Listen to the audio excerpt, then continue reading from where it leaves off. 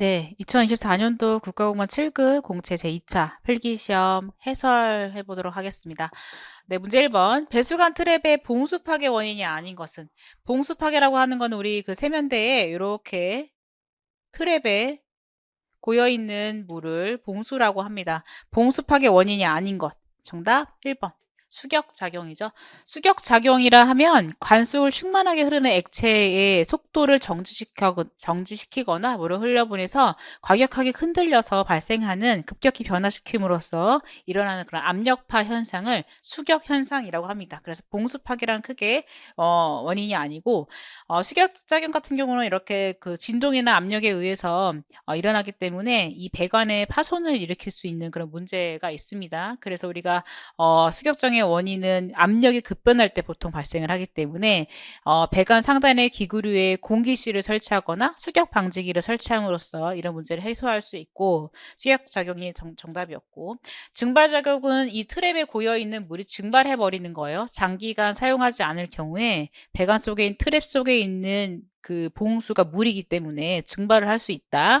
그래서 장기간 자리를 비울 때는 기름을 떨어뜨려 유막을 형성해서 증발을 막을 수 있다. 방법이고, 그다음 모세관 형상 같은 경우에는 긴 머리카락, 긴 천조각 등을 따라서 물이 흘러내려가는 그런 현상을 모세관 현상이라고 합니다. 방지할 수 있는 건 머리카락 같은 거 청소해서 제거하는 방법이 있을 수 있겠고, 그다음에 자기 사이펀 작용 같은 경우에는 만수된 물이 배수 시 배수의 유속에 의해서 사이펀 작용이 일어남으로써 그 딸려서 그 봉수가 딸려서 흘러내려가 버리는 현상을 자기 사이펀 현상이라고 합니다. 그래서 통기관을 설치하는 거, S관 형태로 배관을 하는 거 이런 것들이 이 자기 사이펀 작용을 막을 수 있는 봉수 파괴를 막을 수 있는 방법이다. 정답은 1번이었고 호텔 건축 계획에 대한 설명으로 옳지 않은 것은 리조트 호텔은 조망, 경관 고려해서 계획하고 호텔 내에 레크레이션 시설 갖추고 있다 맞는 설명. 시티 호텔은 커머셜, 레지던셜, 터미널 호텔 등이 있죠.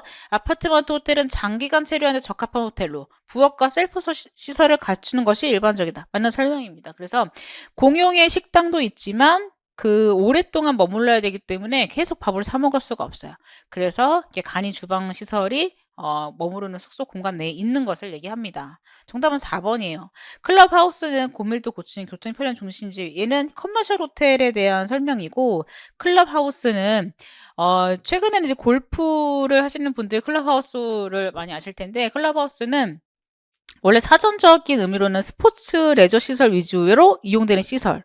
원래는 이제 골프 치러 온 사람들이 식사하고 탈의하고 뭐 목욕하고 휴식을 취할 수 있도록 만든 골프 장내의 그런 시설인데 그 시설이 이제 좀 광범위하게 알려지게 전파되면서 다른 스포츠에도 해당 종목들이 선수들이 거주하는 숙소나 시설 이런 것들을 우리가 클럽하우스라고도 합니다. 그래서 이 클럽하우스에 대한 설명은 일단 이 내용이 아니고 얘는 커머셜 호텔에 대한 설명이 되었습니다.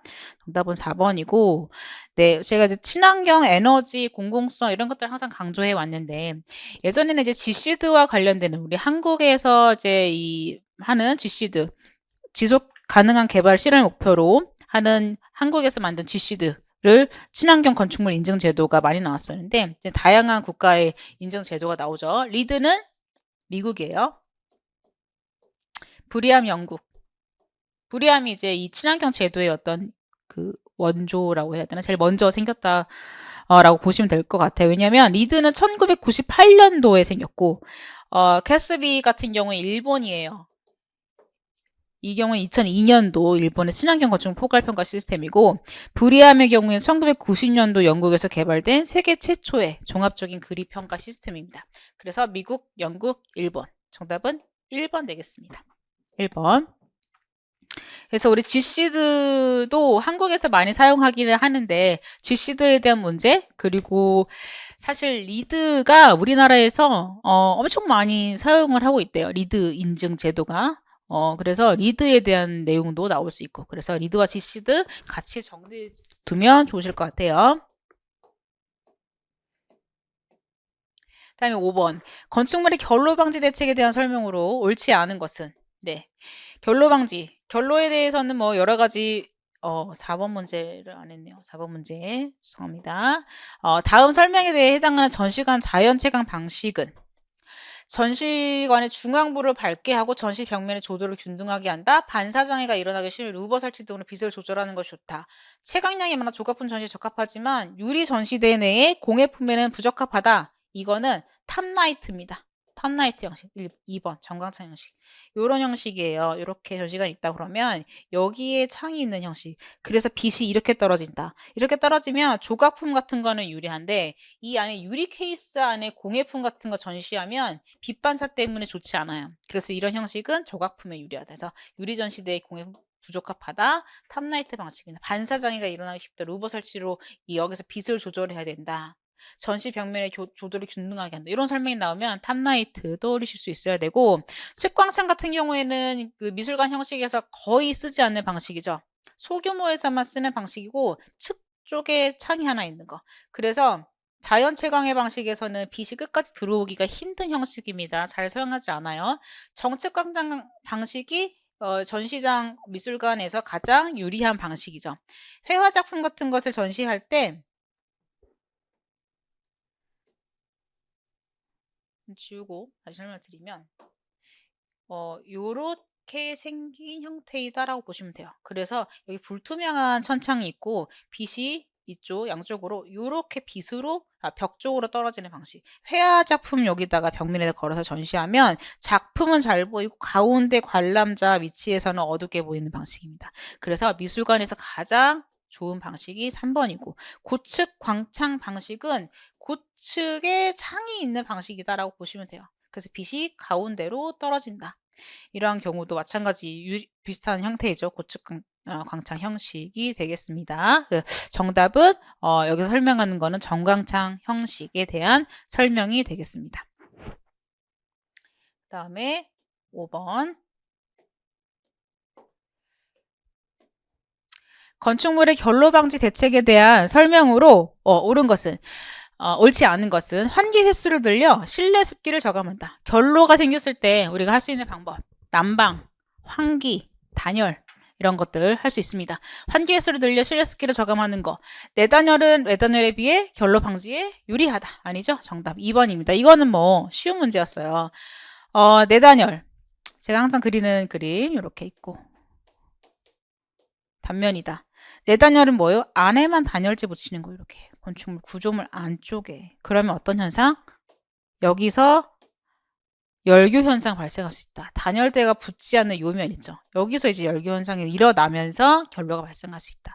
그래서 외측에 단열재를 붙이면 틈이 없기 때문에 결로 현상을 막을 수 있다. 그래서 유리한 건 외단열이다. 정답 2번이고 중공벽에 방습층을 설치한 걸 단열재 고온의 실내측에 설치하는 거 맞습니다. 중공벽에 방습층을 설치할 경우 단열재 실내측에 설치한다. 맞는 설명이고 단시간 높은 온도로 난방하는 것보다 장시간 낮은 온도로 난방하는 것이 결로 방지에 유리하다. 뜨겁게 단시간에 데우는 것보다 천천히 계속 구조체 자체를 따뜻하게 만드는 것이 더 유리하다. 정답은 4번이고 그 다음에 오피스텔 건축 기준상 적용해야 할 건축 기준으로 옳지 않은 것은 이 문제는 어떻게 보면 좀 까다로운 문제였어요. 이유는 정답은 1번인데 1번 24년도 2월 23일 날 삭제된 내용이 1번 내용입니다. 왜냐하면 이 개정 이유를 찾아보니 개정 이유가 오피스텔은 건축법상 업무시설 용도에 해당되나 주거 목적 이용도 가능한 시설로서 널리 인식 활용되고 있는 한편 공동주택과 달리 발코니 설치가 금지되어 있음. 이에 쾌적한 주거 여건을 갖춘 오피스텔 공급 촉진을 위해 그간 오피스텔에 금지되어 있던 발코니 설치를 전면 허용할 수 있도록 기준 정비가 필요해서 재개정을 했다라는 이유로 명시되어 있습니다. 그래서 24년도 2월에 시행된 내용이기 때문에 우리가 지금 시험 봤을 때 이 내용을 조금 모르고 갈 수가 있었어요. 좀 까다로웠던 내용입니다. 정답은 1번이고 나머지는 모두 있는 내용입니다. 우리 오피스텔 건축 기준 상의 행정규칙의 오피스텔 건축 기준 제2조에 있는 이런 내용들이 되겠습니다. 네, 정답은 그래서 1번 되겠습니다. 건축법 시행령상 1조 등의 확보를 위한 건축물 높이 제한에 대한 내용 중 가다에 들어가 숫자를 바르게 연결한 것은, 우리 법규는 사실 숫자 중요하다라고 말씀드렸고, 이런 부분은 사실 조금 놓치면 곤란한 문제가 됐었죠. 정답은 3번. 정답 3번입니다. 높이가 10m 이하인 부분, 인접 대지 경계선으로부터 1.5m 이상. 10m를 초과하는 부분 인접 대지 경계선으로부터 2분의 1. 그렇죠? 정답 3번이었습니다. 이 부분은 건축법 시행령 86조 1조 등을 확보를 위한 건축물 높이 제한에 명시되어 있는 내용이고, 우리 교재에도 표로 잘 정리되어 있는 내용입니다.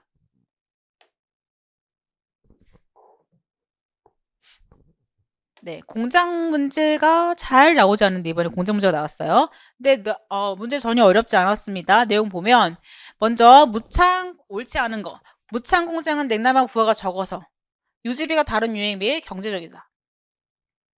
8번 맞는 설명이고, 무창 공장 같은 경우는 열 손실이 적어요. 밖으로 빠져나가는 열 손실이 적기 때문에 다른 형식에 비해서 경제적인 방법이고, 공장 내 채광 상태나 생산 능률, 제품의 질, 화재 예방, 위생 등에 영향을 주죠. 공장의 건축 형식 중 파빌리온, 분간식 형식은 블록 타입에 비해서, 집중 타입에 비해서 공간 효율이 좋으나 공간 시설 확장이 불리하다. 반대로 얘기했죠? 정답 3번입니다. 파빌리온 타입 경우에는 한 동 짓고, 예를 들어 이런 형태예요. 한 동 짓고 또 한 동 짓고 또 한 동 지을 수 있어요. 이렇게 토지가 대지가 절토성토하지 않고도 지을 수 있기도 하고, 한 동 짓고 이 공장 운영하면서 또 한 동을 지을 수 있기 때문에 신설 확장에 유리하고, 이 공간 효율이 좋은 거는 블록 타입에 대한 내용입니다. 네, 정답은 3번이고, 채광창 입사되는 광선의 손실을 막기 위해 접빈유리나 프리즘 유리를 사용해서 눈의 피로도나 작업 효율 향상에 기여를 해야 된다라는 내용이 있었습니다.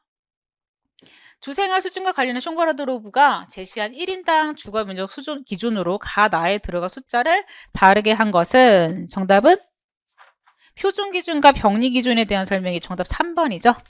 표준 기준 16이고 병리 기준 8.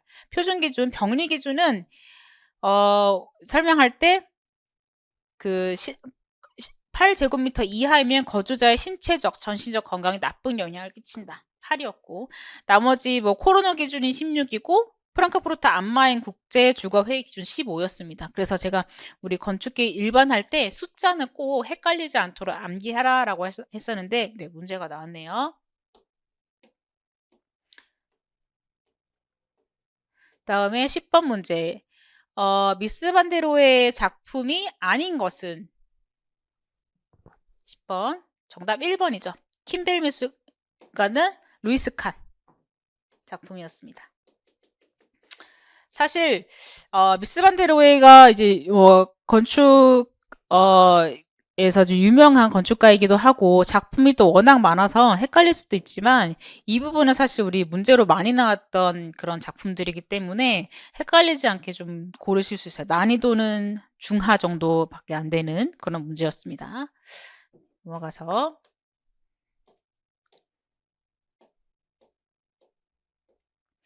네, 로마네스크 건축에 대한 설명으로 옳지 않은 것은 교회 건축이 주종을 이루었다. 일단은 그 중세 시대에 교회 건축이 대부분 이루었죠. 우리 초기 그리스도교, 그 다음에 로마네스크, 고딕에 걸치기까지 다 종교 건축이 좀 유명한 그런 형식들이었어요. 1번은 맞는 설명이고, 아치를 받을 수 있도록 피어를 설치하였다. 맞는 내용이고, 내부 천장의 주된 형식은 볼트 구조이다. 여기까지 맞는데, 네 번째, 건축 기법으로 천두 아치, 리브 볼트, 플라잉 포트레스, 이거는 어디죠? 고딕이죠, 고딕. 고딕으로 갈수록 우리 종교 건축에서 그 최고를 찍었다라고, 정점이다, 꽃을 피웠다라고 하는데, 고딕 건축에서는 거의 대부분 종교 건축이 치중이 되어 있어요. 사람 중심이 아닌 신 중심, 신과 나를 가까이 한다. 그래서 하늘과 가까이 하는 그런 건축들이 많이 생겨나게 됩니다. 그래서 새 장비가 길어져요. 길어지다 보니까 구조적으로 불안하기 때문에 얘를 보강시키는 부축벽인 플라잉 버트레스가 개발됐고, 그 다음에 이런 그 큰 원형의 장미창, 그 다음에 뭐 여기 뾰족하게 만든 첨도 아치, 리브 볼트 등이 구조적인 측면에서 도움을 주기 위해서 만들어진 세장비가 길어진 건축물을 서브하기 위해서 만들어진 그런 구조적인 내용들입니다. 그래서 정답은 4번 고딕에 대한 설명이었죠. 다음 설명에 해당하는 기둥 양식. 네, 이것도 사실 좀 어렵지 않은 문제였어요. 여기서 바로 아칸더스 입 무늬에서 바로 우리가 바로 체크를 할 수 있었어야 되겠죠. 코린티안 방식입니다. 도릭은 남성적이다, 직선미를 강조했다. 이오닉식은 곡선미를 강조했다, 여성적이다, 이런 표현 나올 거고, 그 다음 터스칸 양식은 그때 그리스 이후 로마 시대에서 그 이후에 많이 사용된 방식인데, 도릭보다 조금 더 러프하게 직선이 더 강조된, 단순화된 그 양식이다라고 보시면 되겠습니다. 정답은 그래서 4번이고, 장애인, 노인, 임산부 등의 편의 증진 보장에 관한 법령상 편의시설 설치 대상이 아닌 것은, 네, 정답은 3번이죠. 3번, 동일한 건축물 안에 당해 용도로 쓰이는 바닥 면적 합계가 300제곱미터인 성당은 종교시설이에요. 우리 종교시설에서는 우리 이 법령은 지금 뭐냐면 장애인, 노인, 임산부 등의 편의 증진 보장에 관한 법률에서 제7조 대상시설, 편의시설을 설치하여야 하는 대상은 다음 각 호 어느 하나에 해당하는 것으로 대통령령이 정하는 것을 말한다. 그래서 대통령령이 정하는 것은 별표 1에 나와 있는데, 그 별표 1에서 말하고 있는 여러 가지 시설들 중에서 지금 이 디테일이 있어요. 이렇게 단순하게 우리 교재에 있는 것처럼 이렇게 공공 건물, 공중 이용 시설, 여기 단순하게 한 게 아니고 이렇게 세분화로 좀 디테일하게 나와 있는데, 그 내용을 보면 면적으로 기준으로 대부분 나와 있어요. 종교 시설 같은 경우에는 종교 집회장, 교회, 성당, 사찰, 기도원, 그 밖에 이와 비슷한 것을 종교 집회장이라고 하고, 이 동일한 건축물 안에서 당해 용도로 쓰이는 바닥 면적의 합계가 500제곱미터 이상인 건물일 경우에 이 편의시설을 설치하게 되어 있어요. 300제곱미터이기 때문에, 소규모이기 때문에 편의시설 설치하지 않아도 된다. 정답은 3번이었고, 나머지는 공동주택 세대수가 10세대 이상인 다세대 주택, 공동주택으로 들어가고, 그 다음에 관람석 합계가 600제곱미터인 공연장도 문화집회시설에서 해당되는 500제곱미터 이상의 시설일 경우 편의시설 해야 되는데 600이기 때문에 해당이 되고, 그 다음에 교육원 같은 경우에도 바닥 면적이 500제곱미터 이상의 시설인데 500제곱미터인 교육원이기 때문에 이것도 해당이 됩니다. 자, 정답은 3번이 되겠어요.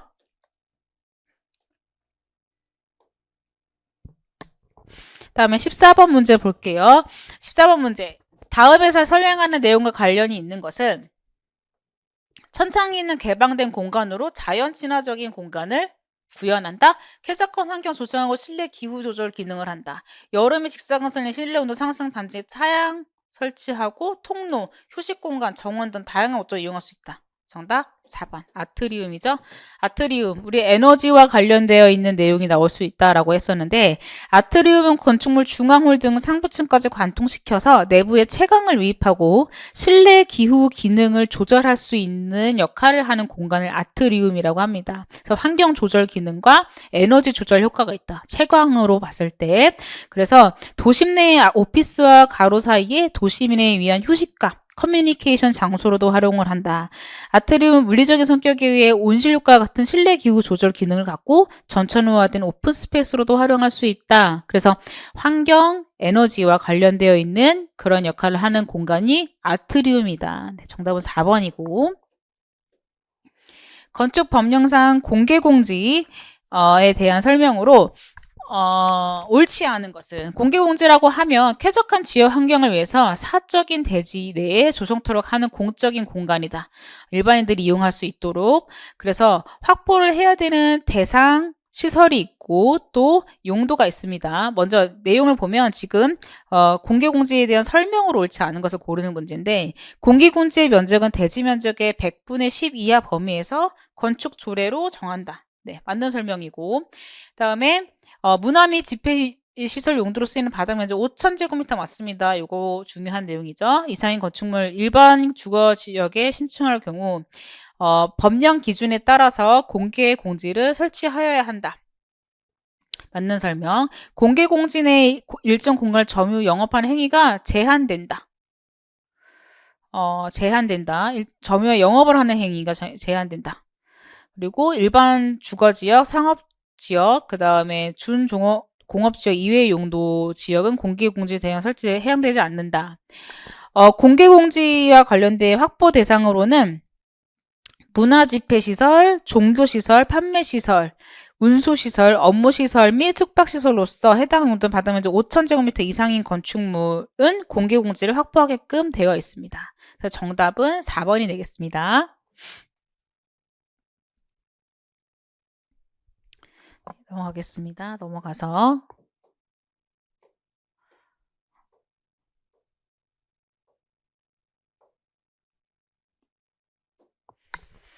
건축법 시행령상 건축물의 바닥 면적 산정에 대한 설명으로 옳지 않은 것은 공동주택으로서 지상층에 설치한 기계실, 어린이 놀이터, 조경시설을 바닥 면적에 산입하지 않는다. 맞는 설명이고 승강장, 계단실, 장식탑, 층고가 1.8m인 우리가 다락을 건축법에서 어떻게 정의하고 있지는 않지만 다락에 대해서는 이 높이에 대해서는 층고가 1.5m 다락입니다. 1.5m 이하를 다락으로 우리가 정하고 있고 경사진 형태의 지붕은 2m가 아니고 1.8m. 정답은 2번입니다. 옥상 5개 지하에 설치된 물탱크, 기름탱크 이렇게 설비와 관련되어 있는 이런 시설, 뭐 샤프트라든지 이런 구조물 같은 경우에는 바닥 면적에 산입되지 않습니다. 필로티 부분은 그 부분이 공중의 통행, 필로티라는 건 이렇게 건축물을 기둥에 의해서 띄어져 있는 형태, 이 부분은 필로티, 이런 형태를 필로티라고 하고 이 부분 얘기하는 겁니다. 이 부분 통행이나 차량의 주차에 전용되는 경우, 공동주택의 경우에는 이 부분은 바닥 면적에 산입하지 않게 되어 있습니다. 그래서 정답은 2번이 되겠고 병원의 동선 계획에 대한 설명으로 옳지 않은 것은 경사로는 기울기 10분의 1이 아니고 20분의 1입니다. 정답 1번이고 각 출입구는 안내 지시 등으로 표시하며 각 층마다 계단실 출입문을 설치해서 방화미 소음에 대비 맞고 엘리베이터 이동형 침대, 환자가 누워있는 침대죠. 환자 주위로 의사와 간호사가 서 있을 수 있는 여유 공간 필요하다. 맞는 설명. 복도에 보고 이동형 침대, 휠체어 등의 서랍 교차에 지나갈 수 있도록 크기상 확보한다. 네, 정답은 1번이었어요. 건축물의 공기조화 시스템을 구성하는 냉동기에 대한 설명을 모두 고르면 네, 압축식 냉동기는 압축기, 응축기, 팽창 밸브, 그 다음에 증발기로 구성된다. 기억법 맞는 설명. 증기 압축식 냉동기 종류 중 대표적인 것은 흡수식 냉동기. 증기 압축기 냉동기랑 흡수식 냉동기는 별도이고 흡수식 냉동기의 냉매는 물입니다. 네, 니은번 틀렸고 압축식 냉동기에서 증발기의 역할은 주위로 열을 방출하는 것이다. 증발기의 역할은 열을 방출하고 액체 냉매를 증발시키는 역할을 합니다. 디귿번 틀렸고 리을번 냉각탑의 냉동기의 냉각 순환을 사용하기에 공기로 냉각하는 장치이다. 기억 리을번이 맞죠. 정답은 그래서 2번이 정답이 되겠습니다. 2번.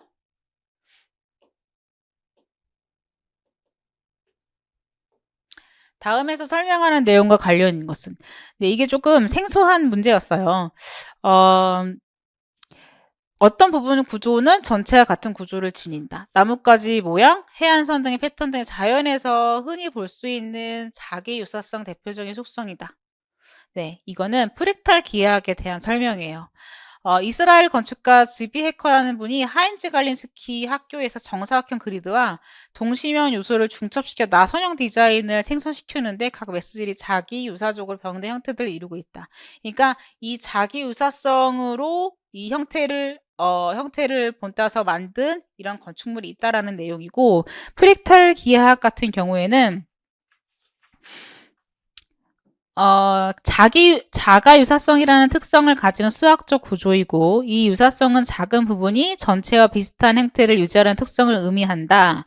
1975년 벨기에 출신 수학자 브누아 망델브로에 의해 프랙탈이라는 용어가 만들어졌다.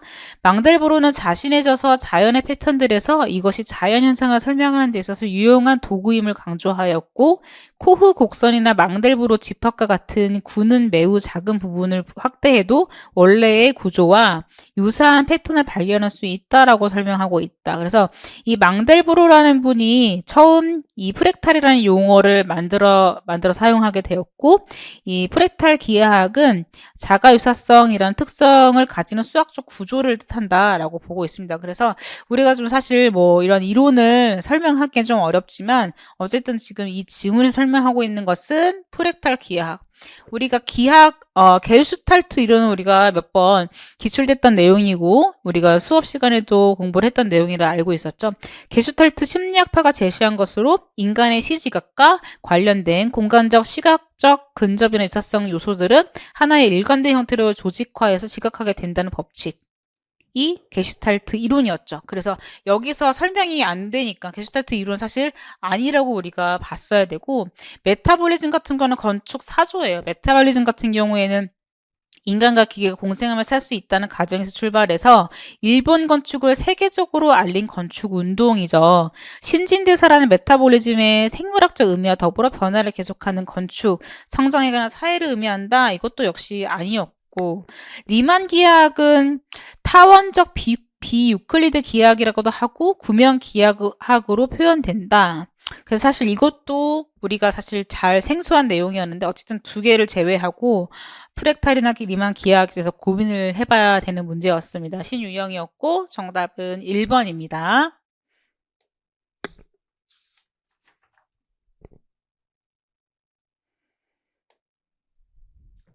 그다음에 20번 공동주택 평면 형식에 대한 설명으로 옳지 않은 것은 1번 계단 실령 계단에서 직접 주거로 접근한 유형 맞죠? 세대의 프라이버시 체감 통풍 양호 맞는 설명 편복도형 각 세대의 주거 환경이 균일해질 수 있으며 엘리베이터 한 세대는 단위 주거를 많이 둘 수 있다 맞는 설명 중복도형 적은 세대 수를 수용하기 위한 점일 개발 점일 아니고 고밀 개발 프라이버시 확보에 불리합니다. 정답 3번입니다.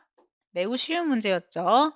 건축물의 피난 방화 구조 등의 기준에 관한 규칙상 피난 계단 및 특별 피난 계단 구조에 대한 설명으로 옳지 않은 것. 피난 계단, 특별 피난 계단 구조 상당히 많이 나왔던 유형이에요. 피난 계단 건축물 내부에 설치하는 경우 계단 예비 전원에 의한 조명 설비한다. 내부에 설치하는 경우 계단은 내화 구조로 하고 피난층 또는 지상과 직접 연결되도록 한다.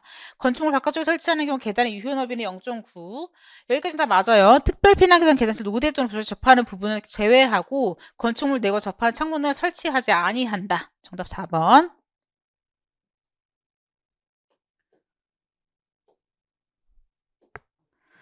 건축물 설계도서 작성 기준상 설계도서 작성 기준에 대한 설명으로 옳은 것만 모두 고르면 감리자의 지시 법령 해석 설계도서 등이 서로 일치하지 아니하는 경우에서 계약으로 그 적용 우선순위를 정하지 아니할 때는 감리자의 지시사항 공사시방 설계 도면 순서 원칙 아니죠. 먼저 감리자의 지시사항부터 나온 게 아니에요. 정답 기억번 아닙니다. 건축 설계 업무는 계획 설계, 중간 설계, 시설계 구분 맞습니다. 건축물 사용하는 건축 재료는 성능 및 품명, 규격, 재질, 질감, 색상 등 설계 도면의 구체를 표기한 원칙으로 한다. 니은 디귿번. 정답 3번.